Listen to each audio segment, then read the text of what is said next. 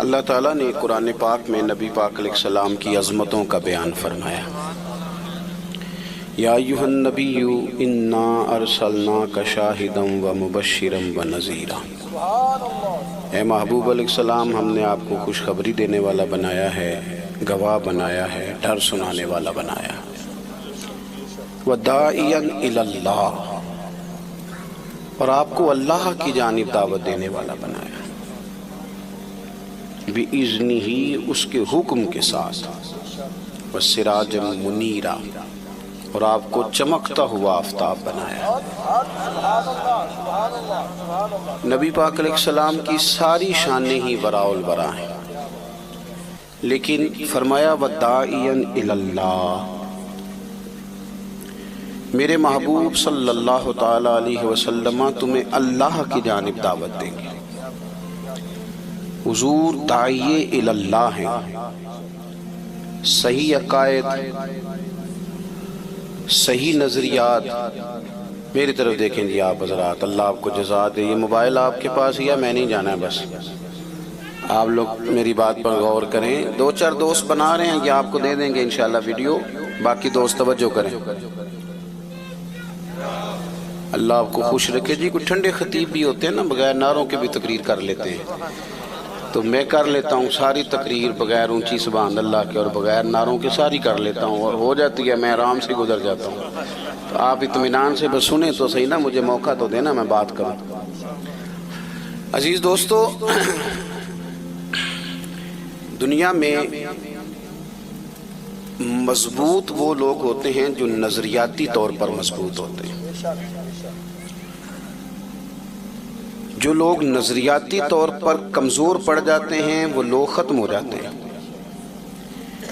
یہ جو لوگ کمزور ہے نا، پتہ نہیں کیا ٹھیک ہے، پتہ نہیں کیا غلط ہے، پتہ نہیں مجھے اس طرف جانا چاہیے، پتہ نہیں مجھے نہیں جانا چاہیے، کچی پکی کمزور باتیں۔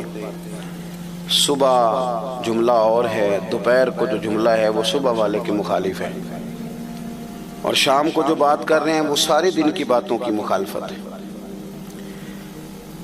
نبی پاک صلی اللہ تعالیٰ علیہ وسلم نے ایک نظریہ لوگوں کے سامنے رکھا ہے، نظریاتی طور پر پختہ کیا لوگوں کو۔ عرب کے لوگ تہمات کا شکار تھے، قربانیاں کر کے اس کا خون کعبے کی دیواروں سے ملتے، وہ طرح طرح کی تہمات کرتے۔ جب وہ طواف کرتے بیت اللہ شریف کا تو سارے کپڑے اتار کے کرتے، احرام باندھ لیتے تو قرآن مجید بتاتا ہے کہ وہ دروازوں سے نہیں داخل ہوتے تھے، پیچھے سے پھلانگ کر کے گھر آتے۔ تہمات کا شکار، کچی پکی باتیں۔ رسول پاک کو اللہ نے داعیہ الی اللہ بنایا، محبوب کریم نے انہیں سچے اور کھرے نظریات دیے۔ وَإِلَٰهُكُمْ إِلَٰهٌ وَاحِدٌ، فرمایا بھئی تم کس بات میں ادھر ادھر بھاگتے ہو، تمہارا معبود ایک ہی معبود ہے، لا الہ الا، اس کے سوا کوئی عبادت کے لائق۔ ان چکروں سے باہر آؤ، تہمات سے، کچی باتوں سے باہر نکلو۔ اور نبی پاک صلی اللہ تعالیٰ علیہ وسلم نے انہیں بتایا کہ اس رب کی عبادت کرو جس کا میں رسول بن کے آیا ہوں۔ اللہ کے پیارے حبیب صلی اللہ تعالیٰ علیہ وسلم نے نکھرے ہوئے عقائد، یہ نظریاتی زندگی ہے، یہ نظریہ ہے کہ ہم دنیا میں کوئی محمل زندگی گزارنی آئے۔ اللہ نے کسی چیز کو عبث نہیں بنایا، کوئی چیز فضول نہیں ہے، نظریاتی زندگی ہے۔ موت اور حیات کی تخلیق میں ایک مقصد ہے، یہ حضور نے بتایا۔ الذی خلق الموت والحیات لیبلوکم ایکم احسن عملا، تم دنیا میں اچھے عمل کرنے آئے ہو، یہاں تم نے اپنی مرضی سے نہیں زندگی گزارنی، اللہ رسول کی مرضی سے گزارنی۔ نظریاتی کیا لوگوں کو اور بتایا کہ یہ دنیا ایک کھیتی ہے، یہاں تم نے کوئی فصل لگانی ہے، قیامت کا دن آئے گا، پھر اس فصل کا تمہیں پھل دیا جائے گا۔ نظریاتی بنایا، نظریاتی۔ وہ جو لوگ غیر نظریاتی تھے نا، مثلا وہ کہتے تھے کھانا ہی سارا کچھ ہے، سونا ہی سارا کچھ ہے، شہرت ہی سارا کچھ ہے، دنیا کا مال دولت ہی سارا کچھ ہے، یہ غیر نظریاتی لوگ ہیں۔ پھر اس کھیل کا کوئی اینڈ بھی نہیں ہوتا. یہ دولت والا کھیل ہے نا. باقی دنیا میں آپ کوئی کھیل بھی کھیلتے ہیں نا تو کہتے ہیں بھئی اتنے اتنے اوور ہیں, اتنا اتنا فلاں ہے, اس کے بعد پھر اس کا نتیجہ ہے, کوئی رزلٹ نکلتا ہے. اور یہ جو پیسوں والا کھیل ہے, کھلاڑی بدلتے ہیں, دادا کے بعد بیٹا اور بیٹے کے بعد پوتا, کھلاڑی بدلتے ہیں, نتیجہ کوئی بھی نہیں. کماتے رہو, ساری زندگی لگے رہو.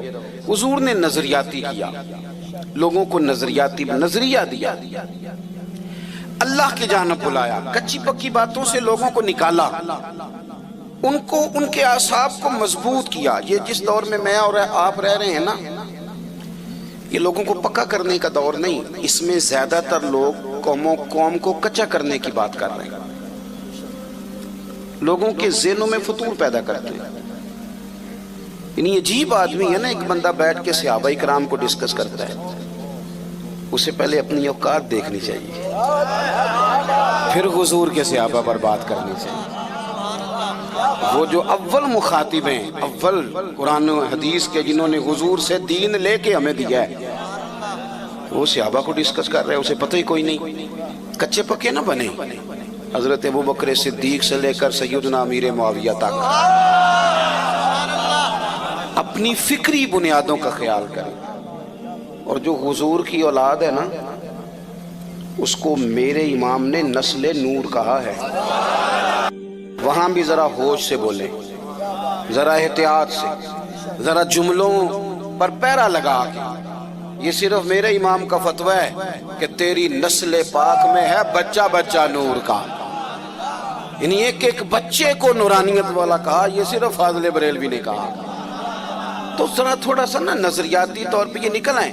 وہ ہمارے یہاں نا تقریر چمکانی ہوتی ہے نا لوگوں نے, تو سادی سادی چمکتی نہیں ہے نا جی. تو وہ پھر نا مطلب میں بھی اکثر رہتا ہوں جلسوں میں, تو میں چھوٹا آدمی ہوں, میں غور سیکھتا ہی رہتا ہوں, آپ سے بھی بڑا کوئی سیکھتا ہوں.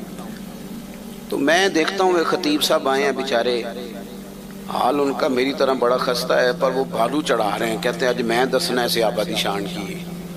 میں کہ کرما لے تو کی دسنا ہے, شان تے اللہ نے قرآن تے دس چھڑی ہونا دی, سرکار نے فرمان میں, تو کوئی مطلب کیا انوکھی بات تو کرے گا. تو سیدھا سیدھا قرآن و حدیث سے پڑھ اور لوگوں کو بتا اور جا. تم کیا مسئلہ انوکھا کیا بتائے گا. ایک اور کھڑا ہوتا کہتے ہیں آج میں نے بتانا ہے اہل بیت کی شان کیا ہے. او بھائی تو کیا بتائے گا, ان کی شان تو اللہ نے بتا دی قرآن میں, ان کی عظمتوں کے تذکرے حضور نے کر دیے. نئے نئے نقطے جب نکال کے لاؤ گے تو اس سے نا خدشات پیدا ہوں گے. جو باتیں طے ہو گئی ہیں, ہمارے بزرگ طے کر گئے, ان میں کبھی بھی کسی طرح بھی الجھنے کی ضرورت ہے. میں آپ کو بتاتا ہوں, عوام کا بھی ایک مسئلہ ہے. جو نئی خبر ہوتی ہے نا, نئی, مثلا نماز پڑھا کریں, یہ تو ساری مسجدوں کے مولوی کہہ رہے ہیں, یہ تو نئی بات ہی نہیں. قرآن مجید پڑھا کریں گے تو سارے کہہ رہے ہیں. اب جب کوئی بندہ انوکھی بات کرتا ہے نا, تو بندے کہتے ہیں اے دی سنو, یہ پتہ نہیں ان کی کرن لگا ہے. یہ انوکھی سے نکل آئیں, روٹین میں رہیں اور طے شدہ چیزوں کو نہ چھیڑیں. ایک تو یہ مسئلہ. ایک مسئلہ ہمارے ہاں جاہل صوفیاء کا ہے, جاہل آدمی. وہ کیا کرتا ہے, اس نے لوگوں کو تعویذ دھاگے پہ لگا دیا.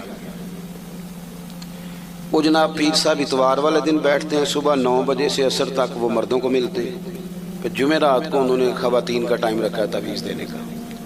یہ غوث پاک کس دن تعویذ لکھتے تھے, کسی کتاب میں لکھا ہے؟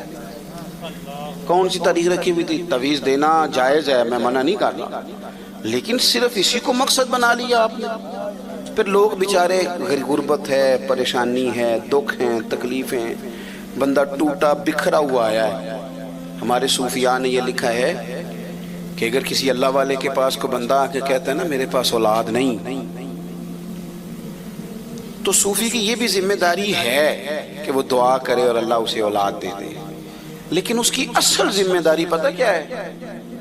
اس کی اصل ذمہ داری یہ ہے کہ اس بندے کو ذہنی طور پہ تیار کرے کہ رب جسے تجھے جس حال میں رکھتا ہے اس حال میں راضی رہے. طریقت والوں کی اصل ڈیوٹی یہ ہے کہ اس کو مطمئن کریں. غریب آدمی نے آگے کہا جی بڑا پریشان ہوں, حالات بڑے خراب ہیں, اس کو دعا بھی دے گا، وظیفہ بھی بتائے گا، لیکن اصل کام یہ ہے کہ اسے کہے گا یار پیسے اگر اتنے ہی زیادہ اچھے ہوتے تو سب سے زیادہ سیدہ فاطمہ کے گھر ہوتے، یہ اتنے ہی بہتر ہوتے تو سب سے زیادہ سیدہ عائشہ کے گھر ہوتے۔ وہ انہیں مطمئن کرے گا کہ اللہ رسول جس حال میں، یہاں عجیب کیس ہے، وہ پیر صاحب کہہ دیتے ہیں تینوں کسے کچھ کیتا ہے۔ اب کوئی نہ کوئی دشمن تو ہوتا ہی ہے نا، یہ تو نہیں نا بندے کا مخالف کوئی نہ ہو، وہ بیچارہ پریشان ہے، ساری رات سوچتا ہے، کبھی اس کی نظر چچی پہ جاتی ہے، کبھی پھوپھی پہ جاتی ہے، کبھی کسی پہ جاتی ہے۔ کیوں ظلم کرتے ہو لوگوں پہ؟ اللہ کے حضور جانا ہے۔ تھوڑے سے لالچ کے لیے اس بندے کو الجھا کے رکھ دیا بیچارے۔ اور آپ سے بھی عرض کروں گا، یہ کچی پکی باتیں ہیں، نظریاتی طور پہ کمزور ہو جاؤ گے۔ جو لوگ سانپ سے ڈرنے لگ جائیں وہ رسیوں سے بھی ڈرتے ہیں، پھر کمزوری مان جائے گی۔ کتنے زمانے سے لوگوں کو یہ بتا رہے ہیں کہ دو بہنوں کا اکٹھا نکاح ہو جائے تو کچھ بھی نہیں ہوتا، لیکن وہ گھر جا کے خواتین سے تو بات جس نے کرنی ہے اسی نے کرنی ہے۔ ہم سے تو وہ حاجی صاحب مطمئن نہیں ہو رہے جو مسئلہ پوچھنے آئے ہیں۔ وہ کہنے ٹھیک ہے پیر صاحب ہو جاندہ ہے، پر تسی ایک راتی پڑھا دیو ایک سویرے پڑھا دیو، مہربانی کرو کر دو ایسا۔ کیوں؟ مطلب کیا مسلمان قوم بھی اس طرح کی ہوتی ہے؟ میرے پہ جادو ہو گیا، جوان لڑکا، جیتا جاگتا زندہ دل، اٹھتی جوانی، اس نے تو انقلاب برپا کرنا تھا اور وہ کالے جادو کا علاج کرا رہا ہے۔ اس نے پورے گاؤں کو، پورے شہر کو لے کے آگے جانا تھا، وہ تعویذ لیتا پھر رہا ہے۔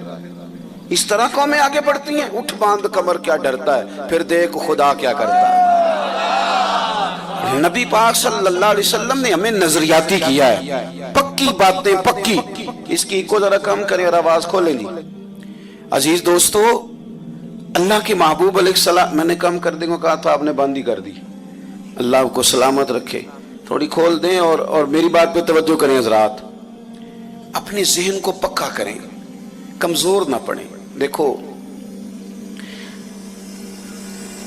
سیاستہ میں، بخاری مسلم میں حدیث ہے، نبی پاک صلی اللہ تعالی علیہ وسلم کے صاحبزادے حضرت ابراہیم علیہ السلام کا وصال حضور کی گود میں ہوا، اور صحابہ فرماتے ہیں ہم نے دیکھا کہ حضور کی چشمان اقدس سے، مقدس آنکھوں سے آنسو بھی نکلے۔ یا رسول اللہ آپ رو رہے ہیں، آپ تو صبر کا حکم دیتے ہیں۔ فرمایا یہ محبت ہے، یہ آنسو محبت ہیں، ورنہ میرے دل اور زبان پر وہی ہے جس سے میرا رب راضی ہوتا ہے۔ اب اتفاق کی بات یہ کہ جس دن حضور کے صاحبزادے کا وصال ہوا نا، اسی دن سورج کو گرہن بھی ہو گیا۔ جوڑنے والے جوڑ دیتے ہیں نا باتیں، جوڑ دی بات کچھ لوگوں نے، انہوں نے کہا آج حضور کے صاحبزادے کا وصال ہوا ہے تو لو سورج کو گرہن بھی ہو گیا۔ آپ کو پتہ نا وہ بڑی ساری پیروں کی کرامتیں مشہور ہیں، بڑی ساری کرامت پیر کا کمال ہی نہیں، یہ کوئی کمال ہے؟ یہ تو ڈاکٹر سے بھی دوائی لیں تو آرام آ جاتا ہے، اس کو پیر مان لیں، کیا مذاق بنایا ہوا ہے۔ اور ایک اور بات بھی آپ کو عرض کروں، جتنا پیر زیادہ جاہل ہو اس کی کرامتیں اتنی زیادہ ہوتی ہیں، کیونکہ وہ جو عالم ہے اس نے تو غور کرنا ہے نا کہ بھئی یہ جو میں بات کہہ رہا ہوں قرآن و سنت میں اس کی کوئی دلیل بھی ہے کہ نہیں۔ تو جاہل تو آزاد ہے نا، اس نے موج ہی کرنی ہے، پتہ ہی کوئی نہیں جب کسی چیز کا۔ مہربانی کریں واپس آئیں۔ میں اکثر دوستوں سے کہا کرتا ہوں، میں کہتا ہوں جس طرح پرانے وڈیرے اپنے گاؤں میں اسکول نہیں نہ بننے دیتے تھے، اس طرح جاہل پیر اپنے آستانے پہ مدرسہ نہیں بننے دیتا۔ اسے پتہ ہے پڑھ گئے تو مجھے کیسے مانیں گے، یہ تو ختم ہو جائے گا مسئلہ۔ وہ علماء کی مخالفت کرے گا، علم کی مخالفت کرے گا، بات پہ کہانیاں سنائے گا۔ اس کو روک دیں جی، بڑی ہو گئی ویڈیو، آپ بات سنیں، بس تھوڑی دیر میں بات ختم ہو جائے گی۔ اللہ آپ کو جزا دے، غور فرمائیں۔ اب وہ کچھ لوگوں نے کہا کہ یہ سرکار کے صاحبزادے نے وصال فرمایا تو سورج کو بھی گرہن ہو گیا ہے۔ نظریاتی پختگی اتنی ضروری ہے کہ میرے محبوب علیہ السلام نے جمعے کا انتظار نہیں کیا، اور غم زدہ بھی ہیں حضور آج، لیکن انتظار نہیں فرمایا۔ فرمایا لوگوں کو مسجد میں جمع کرو۔ سب لوگ مسجد میں جمع ہوئے تو محبوب نے خطبہ دیا، فرمایا لوگو سورج اور چاند کو گرہن ہو تو یہ رب کی نشانیوں میں سے نشانی ہے، اس طرح کا معاملہ ہو تو پھر استغفار پڑھا کرو، نماز پڑھا کرو۔ اور ساتھ ہی فرمایا کسی کے وصال کر جانے سے سورج گرہن کا کوئی تعلق نہیں ہے، اس کے ساتھ کوئی تعلق نہیں۔ اپنے آپ کو پختہ کریں، محبوب داعیہ اللہ ہیں، हुजूर ने हमारी तवज्जो कराई है अल्लाह की जानिब। अगर आप थोड़ी थोड़ी गुंजाइशें लेने लगेंगे, डरने लगेंगे, तो फिर तो मेरे भाई कमजोरी आ जाएगी नजरियात के अंदर। अपने आप को पुख्ता रखें, अपने भरोसे अपने रब रसूल पर मजबूत करें। अल्लाह वाले जो होते हैं वो तो ये जो है ना सिर्फ अल्लाह से जुड़ना, ये तो मजमून ही सूफिया का है। वो निकालते हैं दुनियादारों की तरफ नहीं जाना, ये तो उन्वान अहले तसव्वुफ का है कि सिर्फ रब रसूल से जुड़ना है। दुनियादारों की तरफ जाना ये तो उन्वान ही अल्लाह वालों का है। अपनी जिंदगी में ज्यादा से ज्यादा भरोसा रब रसूल पे। बड़ी उम्मीदें लगा लेते हैं हम दुनियादारों से, बड़ी ज्यादा, कभी सियासी पार्टी से, कभी उससे। मैंने कल जुमे में भी कहा था, ये तुम्हारा भला करेंगे जो रस्सा नूरा कुश्ती लड़ रहे हैं, कोई इधर जा रहा है कोई उधर जा रहा है। इन बेचारों को क्या पता हो कि रात को मियाँ बीवी जब ये मशवरा करते हैं ना कि सवेरे घी कोई नहीं पराठों के लिए, उसका दर्द कितना होता है। इन्हें क्या पता हो कि जब ईद आती है तो बूढ़े माँ बाप मिल बैठते हैं और कहते हैं तीनों ईद भी करनी है, तो करते शय भी कोई नहीं। इनको क्या पता हो। महलों में बैठे लोग, तुम्हें क्या पता हो। तुम नीचे आओ, इस अवाम के साथ बैठ के वक्त गुजारो, तुम्हें पता चले जिंदगी के दुख और हकीकतें क्या हैं।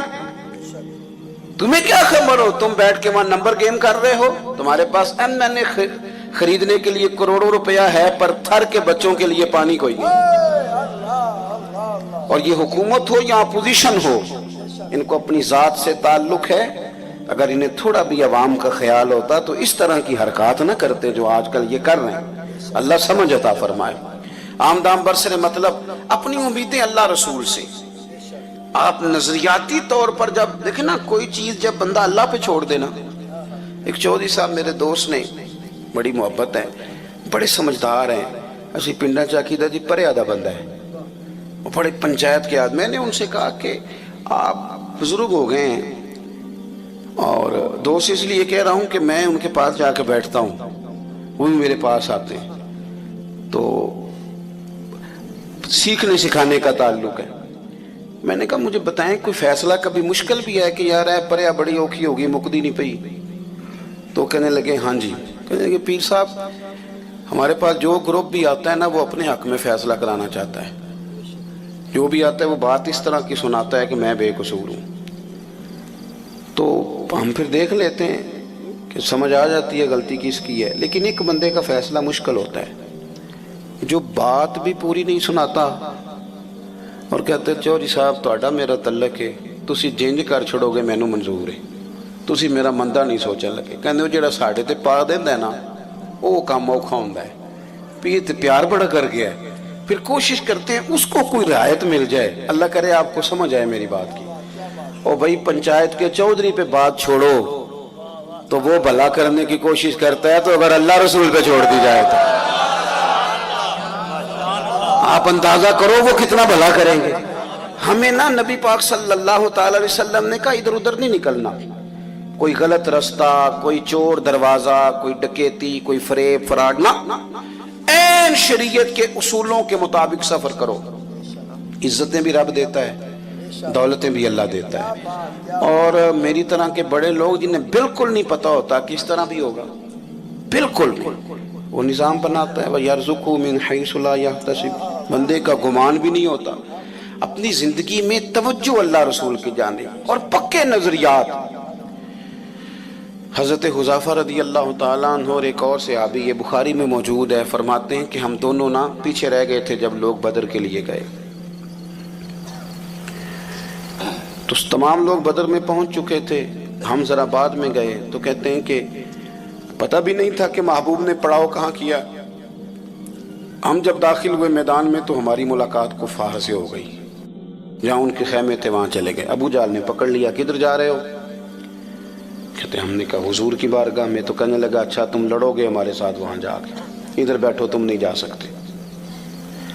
जो बदर की लड़ाई है ना वो आज तक अक्ल इंसानी में नहीं आती कि इस तरह भी होता है। यानी 1000 का मुकाबला 313 के साथ, इनके पास ना जिर है ना तलवारें ना कोई चीज, और उधर एक एक बंदे के पास 3-3 किस्म का असला, तीर भी उसने गले में लटकाए हुए हैं, नेजा भी उसके पास है, तलवार भी है, 3-3 किस्म का असला है।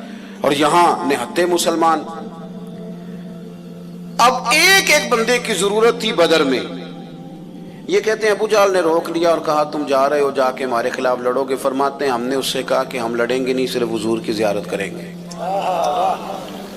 اس نے کہا پکی بات ہے، عرب کے لوگ جھوٹ نہیں بولتے. کہا پکی بات ہے. کہتے اس نے ہمیں جانے دیا. حضور کی بارگاہ میں جا کے عرض کی یا رسول اللہ صلی اللہ تعالی علیہ وسلم، اس نے ہمیں روک لیا تھا، پھر ہم نے اس کے ساتھ یہ وعدہ کیا کہ ہم لڑیں گے نہیں، تو اس نے ہمیں آنے دیا. لیکن حضور ایک ایک بندے کی ضرورت ہے، اب کرنا کیا ہے؟ تو یہ میرے محبوب کریم نے ہمیں نظریہ دیا ہے. ایسے ہی چھوٹی چھوٹی باتوں پہ کہنا مجبوری بن گئی تھی، ضرورت پڑ گئی تھی، پھر میں کیا کرتا، پھر حالات ایسے ہیں، پھر زمانے کے ساتھ بھی چلنا پڑتا ہے، کچے ہو جائیں گے آپ. اعلیٰ حضرت بریلوی رحمۃ اللہ علیہ فرماتے ہیں کہ اگر کوئی بندہ مستحب چھوڑتا ہے، پھر کچھ عرصے کے بعد وہ سنت بھی چھوڑتا ہے، اور جو یہاں گنجائش نکالنی شروع کرتے ہیں اس کے واجبات اور فرائض کا مسئلہ بن جاتا ہے. یہ ساری چیزیں دیواریں بنتی ہیں دین کی مضبوطی کے لیے. ایک چیز سے گنجائش نکالیں گے، دلیل پکڑیں گے تو دور نکل جائے گی بات. کہتے ہیں عرض کی یا رسول اللہ صلی اللہ علیہ وسلم وعدہ تو کر لیا ہے کہ نہیں لڑیں گے، پر ایک ایک بندے کی ضرورت ہے. تو یہ حضور ہمیں نظریاتی کرتے ہیں. کریم فرمانے لگے تم نے وعدہ کیا، تم بیٹھ جاؤ، تم نہیں لڑو گے. ہمیں بندوں کی ضرورت نہیں، ہمیں اللہ کی مدد کی ضرورت ہے. رب رسول کی مدد ہمیں درکار ہونی چاہیے. بھائی اپنے آپ کو نا تھوڑا سا مضبوط کریں. زندگی میں اصول ہیں جن کی بنیادوں پہ انسان کھڑا رہ سکتا ہے، اور اگر زندگی میں اصول ہی کوئی نہیں، ضابطہ ہی کوئی نہیں، تو نیرا لباس بدل لینے سے تو کوئی نیک نہیں سمجھے گا. آپ کے ساتھ جب لوگ معاملات کریں گے، آپ کے ساتھ لین دین کریں گے، اٹھے بیٹھیں گے، تب ان کے سامنے بات کھلے گی کہ آپ فکری طور پر کتنے مضبوط ہیں. زیادہ باتیں نہیں کرنی، آپ کے ساتھ بات کو سمیٹنے لگاؤں. اللہ کے حبیب علیہ السلام ایک سفر سے واپس آ رہے تھے تو ایک جگہ آرام کر رہے تھے. تلوار درخت کے ساتھ لٹکائی تھی. ایک شخص آ گیا، اس نے وہ تلوار حضور کی اتار لی. صحابہ ادباً دور دور لیٹے ہوئے، اس نے وہ لٹکی ہوئی تلوار حضور کی اتار لی اور اتار کے محبوب پر تان دی تلوار. کہنے لگا بتائیے اب آپ کو کون مجھ سے بچائے گا؟ حضور آرام فرمائیں، لیکن کریم نے فرمایا ہے آنکھیں سوتی ہیں، دل میرا جاگتا رہتا ہے. محبوب نے آنکھیں کھولی. اب میں تقریر کر رہا ہوں نا تو آپ سن رہے ہیں، تو یہ بڑا سادہ سا کام ہے، آسان سا کہہ دینا سن لینا. لیکن اگر کوئی بندہ آ جائے اچانک اور ایسے پستول کر دے چاہے خالی ہو، تو جو حال ہوتا ہے وہ آپ غور کر لیں کس طرح کا ہوتا ہے. چلیں ابھی بھی نہیں سمجھ آئی آپ کو، اور سادہ کرتا ہوں. یعنی رات نو چھت تے پاویں بلی پانڈے کھڑکا رہی ہوگی، چاہے وہ بلی ہو، لیکن وہ جو کیفیت ہوتی ہے نا، مطلب ہاتھ پورا موبائل کی طرف بھی نہیں جاتا بندے کا. وہ کہتا ہے کہ کوئی پتہ نہیں اب کیا بننے لگا ہے. یہ مفت کا خوف ہے. اور یہ بڑے کم لوگ ہوتے ہیں جو نڈار ہوتے ہیں، دعویٰ سارے کرتے ہیں، لیکن حضور ہمیں کس طرح کا نظریہ دے رہے ہیں. میں بڑی اہم بات آپ جوانوں کو سمجھانا چاہ رہا ہوں. خدا را نکل آؤ یار. اب تو کچی کچی باتیں سن کے نا، وہ کہتے ہیں نا یہ بھی پیر صاحب آئے ہیں تو یہ جناب فلاں مسئلہ اڑ گیا، فلاں مسئلہ اڑ گیا جی، میں نے تو بڑے بڑے لوگوں کو دکھایا جی مجھے. بلکہ اب تو لوگ یہ بھی کہتے ہیں کہ تسی بھی کوئی استخارہ کر کے دسو. اور میں کہتا ہوں یار زندگی میں اگر تو یہیں اڑا رہے گا تو کام کب کرے گا؟ اگر طے ہی نہیں کیا ساری زندگی تو پھر کام کیسے ہوگا؟ اس نے وہ تلوار نکال لی، حضور پہ تان کے کہتا ہے بتائیے آپ کو کون بچائے گا؟ حضور لیٹے، کوئی پریشانی نہیں، آزمائش نہیں. جب اس نے دوبارہ پوچھا تو حضور مسکرائے. یہاں مسکرانا کمال ہے. اور مسکرا کے فرمایا مجھے میرا رب بچائے گا، مجھے میرا اللہ بچائے گا. یہ لفظ نکلے تو اس کے تو ہاتھ کانپنے لگے، تلوار گر گئی. حضور نے اٹھا لی، فرمایا لو بھائی مجھے تو اللہ نے بچا لیا ہے، اب تم بتاؤ تمہیں کون بچائے گا؟ تم بتاؤ. اذان ہو رہی ہے، اذان سنے جی.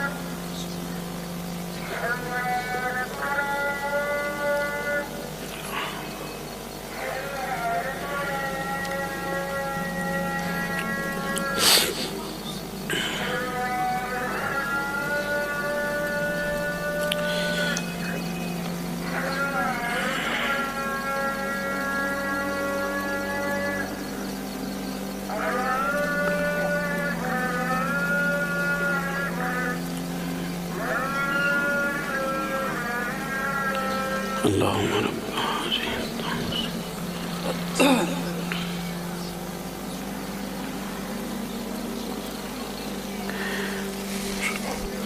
تو محبوب کریم صلی اللہ تعالی علیہ وسلم نے فرمایا مجھے تو اللہ نے بچا لیا، اب تم بتاؤ تمہیں کون بچائے گا؟ اب وہ بولا، عرض کرنے لگا محبوب میں نے سنا ہے آپ بڑے ہی معاف کر دینے والے ہیں۔ اب یہ بھی کمال دیکھیں، ہم بھی معافی دیتے ہیں پر بڑی ساری باتیں سنا کے، تب تو یہ کہتا تھا، پہلے تو ڈینگے مار، بڑی کہانیاں سنا کے معافی دیتے ہیں، فوراً نہیں دیتے۔ اس نے کہا بڑے ہی معاف کرنے والے ہیں، تو محبوب نے اگلا جملہ ہی نہیں کہا، فرمایا جا پھر میں نے تجھے معاف کیا، جا پھر تجھے معاف کیا۔ ہم میں دیکھتا ہوں کہ ذہنی طور پر ماحول اس طرح کا معاشرے میں بنا دیا گیا ہے، مذہبی اسٹیج سے لے کر خانقاہ تک، اور سیاسی لوگ جو تباہی اتار رہے ہیں وہ تو روٹین میں ہے ہی۔ وہ تو 4 لوگ رات کو ٹی وی پہ بیٹھتے ہیں مختلف سیاسی پارٹیوں کے، تو آخر میں اینکر کہتا ہے کہ باتیں آپ نے سن لیا، نتیجہ خود نکال لیجیے گا۔ تو کیا نتیجہ نکالنا ہے سوائے انتشار کے؟ اپنے آپ کو اس انتشار سے بچائیں، اپنے آپ کو رب رسول کے حوالے کریں۔ اپنی مزاجوں سے یہ کمزوری، یہ بے یقینی، یہ ڈرتے، یہ سہمے ہوئے لوگ، اور بالخصوص غریب لوگوں سے میری گزارش ہے، سیٹھوں، نوابوں، چودھریوں، ان کے سہاروں سے نکل آؤ۔ کب تک سہارے تلاش کرو گے؟ سہارے تو وہ لوگ تلاش کرتے ہیں جن کا وجود سلامت نہیں ہوتا، اور اگر وجود سلامت ہے، جسم میں طاقت ہے، تو سہارا اللہ رسول ہے۔ اور یہ نوجوانوں سے میں کہوں گا کہ یہ جو آپ کا ذہن بن گیا نا کہ جناب وہ کوئی بڑا خاص ہی ہمیں موقع ملے گا تو ہم نے آگے جانا ہے، دنیا میں ایک صرف شعبہ برا ہے، ایک پیشہ برا ہے، وہ ہے کسی کے آگے ہاتھ پھیلانا۔ باقی جو جھاڑو دے کے بھی رزق حلال کماتا ہے وہ بھی شان والا ہے۔ جو صفائی کرتا ہے کسی ادارے میں، اپنی زندگی سے باہر آئیں ان چیزوں سے، اور اپنے مقام کو خود پہچانے۔ آپ کو میں اکثر کہتا ہوں کہ جو اپنے آپ کو چودھری سمجھتا ہے اس کی غلطی نہیں ہے، غلطی اس کی ہے جو اپنے آپ کو چھوٹا سمجھتا ہے۔ تو نے کو چھوٹا سمجھا اپنے آپ کو؟ تھوڑا سا نا ان کمزوریوں سے باہر آئیں۔ آپ کو دنیا میں جتنے بھی لوگ بڑے بڑے ملیں گے یہ کسی چھوٹے سے گاؤں کے رہنے والے، ان میں سے ڈھیر سارے وہ لوگ تھے جن کی فیسیں کوئی جمع کراتا تھا، اتنے وسائل نہیں، لیکن اللہ نے مدد کی، رسول کریم کی نظر کرم ہوئی، مشائخ کی دعائیں ملی، اللہ نے آسانیاں کر دی۔ یہ جو کمزور باتیں، میں چند دن پہلے ایک دستار فضیلت کے جلسے میں تھا تو وہاں ایک صاحب شکوہ کر رہے تھے کہ لوگ علماء کی عزت نہیں کرتے۔ میں نے بعد میں ان سے کہا کہ آپ کو کیا مجبوری ہے لوگوں سے عزت کرانے کی؟ آپ انشراح صدر پیدا کریں، آپ کو کیا مجبوری ہے؟ باقی تو کسی بھی شعبے میں لوگ ڈگری حاصل کریں تو انہیں شان ملتی ہے، اور دین کا طالب علم تو پہلے دن نکلے ابھی کچھ بھی نہیں پڑھا تو فرشتے اس کے پیروں کے نیچے پر بچھا دیتے ہیں۔ تو وہ جو عزت اللہ رسول دے رہے ہیں اس پر کیوں نہیں غور کر رہے؟ لیکن نا یہ مزدور ہے، مزدور یہ کیوں ایک وزیر کی گاڑی کے پیچھے بھاگتا ہے، بیوروکریٹ کی گاڑی کے پیچھے کیوں بھاگتا ہے؟ بھئی تو اس کی تو پتہ نہیں دولت کرپشن کی ہے کہ کاہے کی، اور تو رزق حلال کماتا ہے۔ تو رب کا شکر کر کے اپنے آپ کو طاقتور سمجھ کہ اللہ تعالیٰ تو نے مجھے جو دیا وہ حلال کا دیا ہے۔ اور ایک اور بات بھی عرض کروں، روب کپڑوں کا نہیں ہوتا، کردار کا ہوتا ہے۔ روب تو کردار کا ہوتا ہے، کپڑوں کا نہیں ہوتا۔ 1.5 کروڑ کا مکان ہو اور 1.25 کروڑ کی پجارو کھڑی ہو اور پیسے صحیح نہ ہو تو لوگ دروازے پہ کھڑے ہو کہتے ہیں 2 نمبر آدمی ہے، دروازے پہ کہتے ہیں یہ 2 نمبر طریقے سے کمایا ہوا مال۔ اور بندہ چھوٹا سا افسر ہو اور دفتر میں اس کے کرسی بھی ٹوٹی ہوئی ہو لیکن رشوت نہ لیتا ہو، تو بہت بڑا آدمی بھی دفتر کے باہر کھڑے ہو کے کہتا ہے پتہ نہیں اس مننی ہے کہ نہ پیسے پڑتا ہے نہ سفارش منتا ہے، ڈر رہا ہوتا ہے بندہ۔ تو مجھے پھر بتاؤ نا، روب کپڑوں کا نہیں، روب تو کردار کا ہے۔ ہمارے نا حاجی ابو داؤد صادق صاحب رحمۃ اللہ علیہ نا ساری زندگی سوٹ سادہ ہی رہا، بڑے بڑے مرید ان کے ملوں والے، فیکٹریوں والے، لیکن انہوں نے مسجد کے 2 کمروں میں عمر گزاری اور راضی ہو کے گزاری۔ کبھی اس بات کو بطور کمزوری بیان نہیں کیا کہ ہو پتہ نہیں کہ نہ دلیری سے کہتے تھے کمال ہے، ہم سے زیادہ کس کی شان ہوگی۔